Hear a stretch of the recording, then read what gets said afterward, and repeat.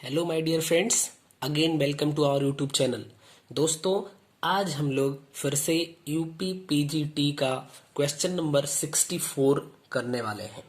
तो जैसा कि पिछले वीडियो में आपने देखा होगा कि अब हमारा जो पढ़ने का तरीका है वो थोड़ा सा चेंज हो रहा है और उसमें मैं पर्टिकुलर क्वेश्चन ना करवाते हुए, जैसे अभी तक क्या था, मैं आपको बहुत अच्छे से कोई क्वेश्चन को समझा रहा था। बट अभी क्या है कि वो क्वेश्चन किस सब्जेक्ट, मतलब सब्जेक्ट नहीं, चैप्टर के कौन से टॉपिक पर बेस्ड है, उस टॉपिक को ही अच्छे से समझते हैं और फिर वो क्वेश्चन करते हैं। तो बेसिकली आप यहाँ पे एक ही क्वेश्चन करेंगे, बट ये समझिए कि अगर आपका वो टॉपिक अच्छे से क्लियर हुआ तो आपको दोबारा से कोई क्वेश्चन मिलेगा तो आप कर पाएंगे। ठीक है ना, यही मोटो है। और आप अपना सजेशन दे सकते हैं अगर कोई है कि क्या ये ठीक है या फिर कुछ और करना चाहिए। जो भी मेरे हिसाब से तो बहुत बढ़िया है, इसीलिए मैंने ऐसा करने के लिए सोचा है। तो देखिए, क्वेश्चन नंबर 64 है। 63 तक हम लोग कंप्लीट कर चुके थे। 64th नंबर क्वेश्चन है, among the metal chlorides given below this will give the lowest melting point as per Fajans rule. तो अब देखिए, यहाँ पे ऑप्शन है CaCl2, BaCl2 और MgCl2 और SrCl2। यहाँ पे सब में क्लोरीन क्लोरीन है, यानी कि जो जिस मेटल की साइज सबसे स्मॉलेस्ट होगी उसका मेल्टिंग पॉइंट सबसे लोवेस्ट हो जाएगा, यानी कि उसमें ionic bond, sorry ionic character कम हो जाएगा। इसलिए आपका आंसर जो है वो ये बन जाएगा। ठीक है, ये आपका आंसर हो जाएगा। MgCl2 आपका आंसर होगा। बट अब ये कैसे होगा, आंसर बता देना तो ठीक है ना। देखिए इसका मतलब ये आपका इनऑर्गेनिक केमिस्ट्री से है। सबसे पहली बात, ये आपका इनऑर्गेनिक केमिस्ट्री से है ये क्वेश्चन। अब इनऑर्गेनिक केमिस्ट्री में भी चलिए देखिए, ये टॉपिक कौन सा है, फजान रूल। फजान रूल। और अगर आप इसके चैप्टर की बात करें तो ये पहुंच जाएगा आपका केमिकल बॉन्डिंग। ठीक, केमिकल बॉन्डिंग में, यानी इनऑर्गेनिक केमिस्ट्री में चैप्टर आपका केमिकल बॉन्डिंग है और उसमें जो टॉपिक है या कॉन्सेप्ट है वो आपका फजान्स रूल है। तो इसका मतलब बात ये आ गई कि क्वेश्चन को अगर हमें बढ़िया से टैकल करना है और अगर ऐसा क्वेश्चन दोबारा मिल जाए तो हम उसको पूरी तरीके से सही करके आए। तो इसका मतलब हमें पढ़ना क्या पड़ेगा, फजान रूल। फजान रूल। तो आप देखिए, फजान रूल पढ़ना इंपॉर्टेंट इसलिए है कि एक तो ये क्वेश्चन आप कर पाएंगे, दूसरी बात अगर ऐसा ही क्वेश्चन दोबारा पूछा जाता है तो उसको भी कर पाएंगे, और तीसरी बात, जरूरी तो नहीं है ना कि यही क्वेश्चन पूछा जाएगा, हो सकता है कि कहीं क्वेश्चन फजान रूल पर बेस्ड हो जाए, यानी कि जो इनका रूल है, स्टेटमेंट, और उससे जो कंक्लूजन निकलता है सेम वही क्वेश्चन उठा के आपको दे दे। ये तो क्या है, ये एप्लीकेशन है इसका, फजान रूल का ये एप्लीकेशन है, ये जो क्वेश्चन है। लेकिन फजान रूल के स्टेटमेंट पर ही बेस्ड अगर क्वेश्चन आपसे पूछ ले तो की स्थिति में भी आप कर पाएंगे, अगर आप फजान रूल को अच्छे से पढ़ लिए हैं, समझ लिए हैं तो अगर फजान रूल की बात करी जाए तो समझिए, ये सबसे पहले कि ये 1923 में ये कॉन्सेप्ट आया। ये कॉन्सेप्ट आया क्यों, ये कॉन्सेप्ट आया इसलिए कि आयनिक बॉन्ड में कोवैलेंट कैरेक्टर होता है, इसी को एक्सप्लेन करने के लिए फजान रूल आया। यानी हम ये कह सकते हैं, कोवैलेंट कैरेक्टर,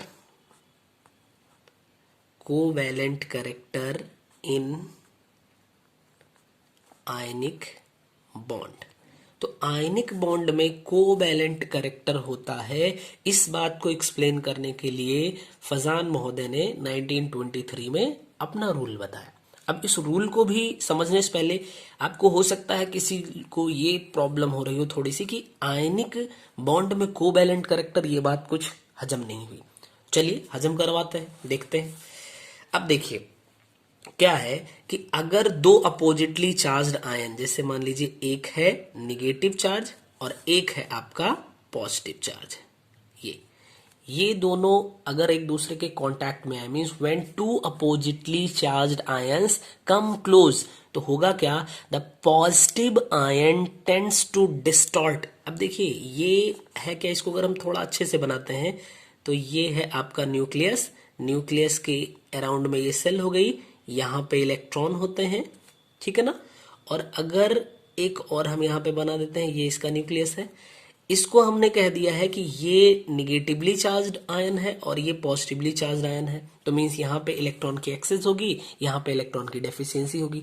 तब ये जब कांटेक्ट में आएंगे तो ये ऑलरेडी पॉजिटिवली चार्ज्ड है, तो यहाँ के इलेक्ट्रॉन को ये अपनी साइड में अट्रैक्ट करेगा, और जब ये अपनी साइड में इलेक्ट्रॉन को अट्रैक्ट करेगा तो उससे क्या होगा कि ये निगेटिवली चार्ज्ड स्पीशीज जो है ये थोड़ा सा डिस्टॉर्ट होगी, यानी इसकी साइज जो ये स्फेरिकल टाइप की है ये थोड़ी सी डिस्टॉर्ट हो जाएगी, ऐसे टाइप की हो जाएगी, ठीक है ना। थोड़ा सा अच्छा नहीं बना है बट समझिए आप, थोड़ा सा डिस्टॉर्शन होगा इसकी साइज में, यानी कि ये इलेक्ट्रॉन दोनों न्यूक्लियस के बेटवीन में आने की कोशिश कर जाएगा, एकदम बेटवीन में तो नहीं आएगा बट थोड़ा सा बीच में आएगा।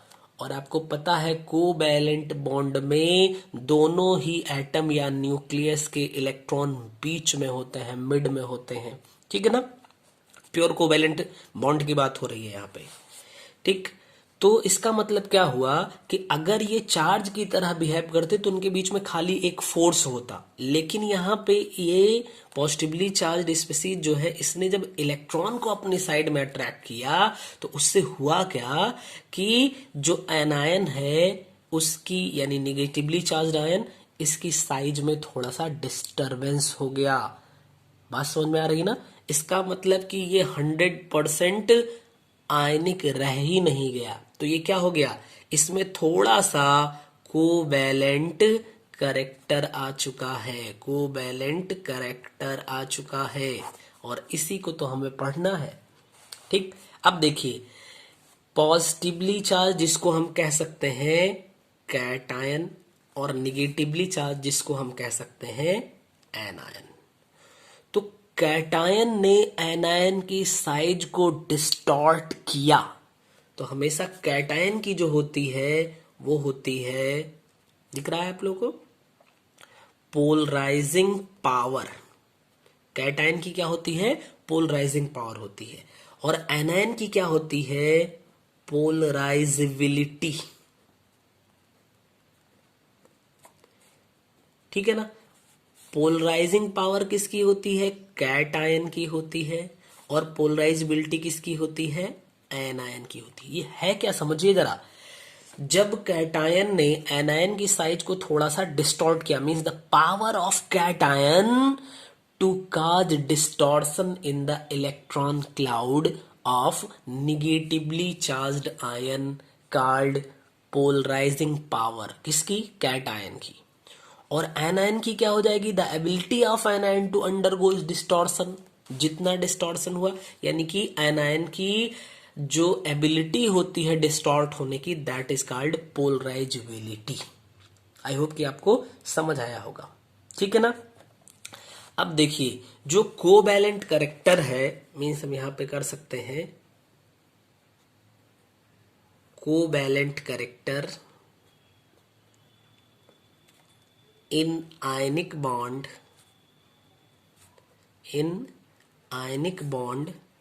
depends on the, अब देखो किस पर डिपेंड करेगा, एक तो पोलराइजेबिलिटी किसकी, कैटायन की, और पोलराइजेबिलिटी एनायन की, और पोलराइजिंग पावर कैटायन की, इसी दोनों पे ये डिपेंड करेगा। Means covalent character in ionic bond depends on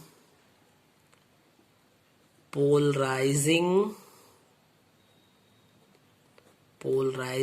power of cation and polarizability of anion। इसी दो बात पे ये डिपेंड करेगी, ठीक है। और इसको डिसाइड करने के लिए क्या आता है, अ set of rule, a set of rules. ठीक है, जिसको हम बोलेंगे फजान का रूल, फजान्स रूल। मीन्स इसी बात को क्या, covalent character in ionic bond किस पे डिपेंड करेगा, पोलराइजिंग पावर कैटायन की और पोलराइजेबिलिटी एनायन की, इसी पे डिपेंड करेगा। और इसको डिसाइड करने के लिए यानी which is decided by a set of rules called Fajans rule. ठीक है ना। अब फजान रूल होता क्या है, अब बात आती है कि अब हम चलेंगे देखेंगे फजान रूल है क्या। ठीक, आई होप कि ये समझ में आया होगा। अब फजान रूल आता है, देखिए आपका smaller cation and larger anion। जब कभी भी आपका कैटायन स्मॉल हो और एनायन आपका लार्ज हो, तो इसका मतलब कि उससे जो बॉन्ड बनेगा उसमें कोवैलेंट कैरेक्टर ज्यादा होगा। Means we can write great covalent character, great covalent character, ये इसका फर्स्ट पॉइंट था। मीन्स अब जैसे समझिए, मान लीजिए एक एग्जांपल हम यहां पे लें, LiCl एंड KCl। दूसरा एग्जांपल अगर हम ले लें LiI and you can write here LiF। तीसरा एक और ले लो, मान लो AlCl3 एंड AlF3। अब समझिए आप इन दोनों में देखिए ध्यान से, Cl कांस्टेंट कर दिया, यानी कि एनायन को इसने जब कांस्टेंट कर दिया तो जिस कैटायन की साइज स्मॉल होगी उसमें ज्यादा कोवैलेंट कैरेक्टर होगा। मींस Li की साइज स्मॉलर है in comparison to KCl। Means we can write LiCl is more covalent than KCl।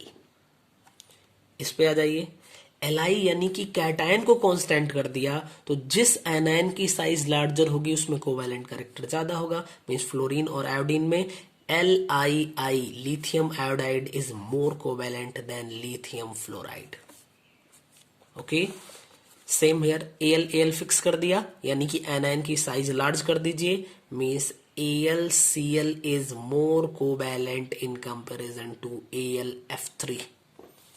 I hope कि आपको ये समझ में आया होगा कि कैटायन की साइज स्मॉल हो, एनायन की साइज जितनी लार्ज हो, उसमें कोवैलेंट कैरेक्टर उतना ज्यादा हो जाएगा। ठीक है ना। दूसरे पॉइंट पे चलते हैं। दूसरा पॉइंट है greater the charge on cation and anion. Cation anion दोनों में से किसी पे हम कह सकते हैं। Means greater the charge on the ion, greater the covalent character of the ionic bond। यानी कि greater charge on the anion, जो कैटायन और एनायन है उस पे चार्ज जितना ज्यादा होगा उनका कोवैलेंट कैरेक्टर भी उतना ज्यादा होगा। जैसे हम कह सकते हैं, आप देखो MgCl2 हम कह लेते हैं तो यहाँ पे, और एक कह लेते हैं AlCl3। इसमें 2 ही प्लस चार्ज है, इस पे ट्रिपल प्लस चार्ज है। मींस कि ये ज्यादा कोवैलेंट होगा इन कंपैरिजन टू दिस। ठीक है ना, ये एक एग्जांपल के बतौर आप समझ लीजिए। अगले पॉइंट पे चलें तो अगला पॉइंट आपका जो है, pseudo noble gas configuration is more polarising than the normal noble gas configuration. इसका मतलब क्या हुआ, आप कह सकते हैं स्यूडो गैस कॉन्फ़िगरेशन। ठीक है, स्यूडो गैस कॉन्फ़िगरेशन जो होगा ये ज्यादा स्टेबल होता है, हम कह सकते हैं, या मोर पोलराइजिंग हो सकता है। Is more polarising than noble gas configuration. देखिए स्यूडो, जैसे मान लीजिए एग्जांपल के बतौर, एक है आपका CuCl एंड NaCl। तो Cl तो फिक्स है, यहाँ पे एक कॉपर है एक सोडियम है। तो सोडियम मीन्स Na जो है ये नोवेल गैस कॉन्फ़िगरेशन को ऑब्टेन किया हुआ है, यानी Na+ के फॉर्मेट में। जबकि ये Cu+ जो है ना, ये स्यूडो कॉन्फ़िगरेशन के स्टेट में है, इसलिए CuCl जो होगा ये ज्यादा कोवैलेंट कैरेक्टर रखेगा इन कंपैरिजन टू NaCl। ठीक है ना। तो आई होप कि ये बात आपको समझ में आ गई होगी पूरी की पूरी अच्छे से। अब देखिए यहाँ पे हम आ जाते हैं और यहाँ कुछ बात लिख लेते हैं ताकि ये आपका एक ही पेज में कंप्लीट हो जाए। तो देखिए यहाँ से इतने से निकला क्या, यहाँ से जो बात निकल आ रही है, यानी जिसको हम जिस्ट कह सकते हैं, वो कह सकते हैं स्मॉल कैटायन। देखिए यहाँ स्मॉल कैटायन और लार्ज एनायन की बात आई। ठीक, स्मॉल कैटायन, लार्ज एनायन। ठीक, और तीसरी बात यहाँ पे आई हाई चार्ज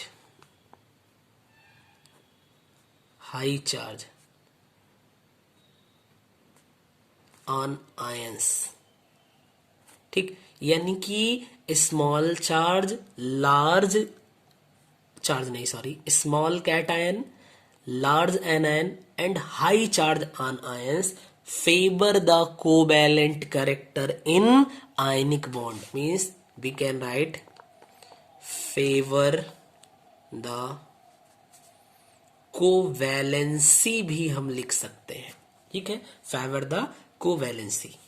तो अब ये अगर आपको फजान रूल अच्छे से समझ में आ गया होगा, अब यहां पे आओ, देखो Cl सब जगह फिक्स है, कैल्शियम, बेरियम, मैग्नीशियम और आपका है Sr स्ट्रोंशियम।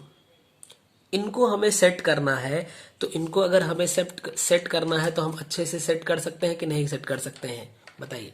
ठीक है, देखिए MgCl2 दूसरे नंबर पे आएगा आपका CaCl2, तीसरे नंबर पे SrCl2 और चौथे नंबर पे BaCl2। ठीक है ना। देखिए साइज के इंक्रीजिंग ऑर्डर में हम लोगों ने इसको सेट कर दिया। तो ये है आपका increasing order of melting point and boiling point. Boiling point की बात हो या मेल्टिंग पॉइंट की बात हो, अच्छा अभी दिख रहा है, बॉइलिंग पॉइंट की बात हो या मेल्टिंग पॉइंट की बात हो, इनका ये सीक्वेंस हुआ। अब समझिए, इसमें अगर कोवैलेंट कैरेक्टर ज्यादा है, आयनिक कैरेक्टर कम है, तो हमें पता है एक बात, आयनिक कंपाउंड का मेल्टिंग और बॉइलिंग पॉइंट ज्यादा होता है in comparison to covalent compound के। ठीक है, जो आयनिक कंपाउंड होते हैं उनका मेल्टिंग और बॉइलिंग पॉइंट ज्यादा होता है in comparison to covalent compound. तो हमने यहाँ पे कोवैलेंट कैरेक्टर के डिक्रीजिंग ऑर्डर में सेट कर दिया या आयनिक कैरेक्टर के इंक्रीजिंग ऑर्डर में सेट कर दिया, और अगर आयनिक कैरेक्टर इंक्रीज कर रहा है तो मेल्टिंग पॉइंट और बॉइलिंग पॉइंट भी इंक्रीज करेगा। इस हिसाब से अगर आप देखिए तो लोवेस्ट मेल्टिंग पॉइंट किसका होने वाला है, MgCl2, जो कि आपका ऑप्शन सी है और ये आंसर होगा। और उम्मीद करते हैं कि आपको ये क्वेश्चन भी समझ में आया होगा और फजान साहब का रूल भी अच्छे से समझ में आया होगा। ठीक है, मैं इसकी फोटो आपको वहां पे टेलीग्राम चैनल पे भेज दूंगा, तो आप इसको देख सकते हैं और नोट्स भी बना सकते हैं। Thank you.